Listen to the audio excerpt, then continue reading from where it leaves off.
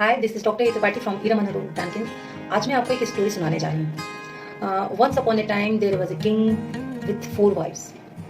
One day the king got sick और doctor ने बोला कि अब आप कुछ ही दिन के मेहमान हैं, यानी कुछ दिनों बाद आपकी मौत निश्चित है। राजा बहुत उदास रहने लग गया, वो डरने लग गया। Then he asked his 4 wives which he loved the most and buy her diamond, gold and elegant clothing. He asked her, "Will you die with me the afterlife?" The fourth wife replied, "I'm sorry, I can't do that," and walked away. He was also love her third wife, जिस पर वो बहुत proud करता था और even वो उसकी kingdom वगैरह को संभाला करती थी. He asked her, "Will you accompany me to the afterlife?" Wife replied, "I love my life so much, so I can't do with you. And when you die, I am going to remarry." So then he asked his second wife, जो हर समय उसके पास रहती थी, जब भी उसको जरूरत रहती थी तब वो उसके साथ रहती थी. सो ही आस्क्ड सेकेंड वाइफ और रिपीटेडली वही बात कहा कि क्या तुम मेरे साथ मरने के बाद भी रहना चाहोगी? तो सेकेंड वाइफ ने जवाब दिया, "I am sorry, I can't help you this time, but मैं आपके फैनरों का पूरा इंतजाम करूंगी, जो भी आपकी मरने के समय जितनी भी कार्यक्रम वगैरह होते हैं उन सारी चीज़ों को मैं कंप्लीट करूंगी." तभी वहीं से एक आवाज आती है कि I live with you and follow when you go to the after life.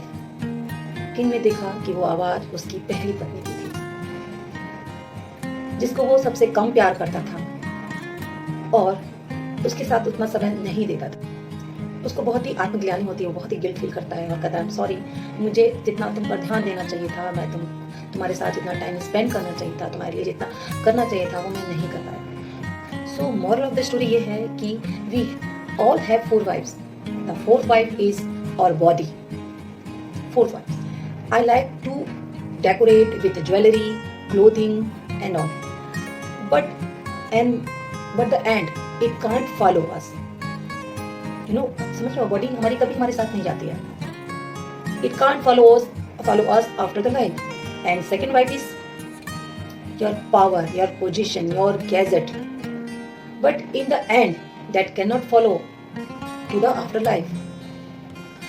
बल्कि उसको कोई और रिप्लेस करने लग जाता है, कोई और उसका यूज करने लग जाता है, वो रिप्लेस करते हैं आपकी. जैसा कि थर्ड वाइफ ने कहा था कि आपके मरने के बाद मैं रीमैरिज करने जा रही हूँ. एंड सेकेंड वाइफ है आपकी फ्रेंड, आपकी फैमिली, जो हमारे जरूरत के समय हमारे साथ रहते हैं.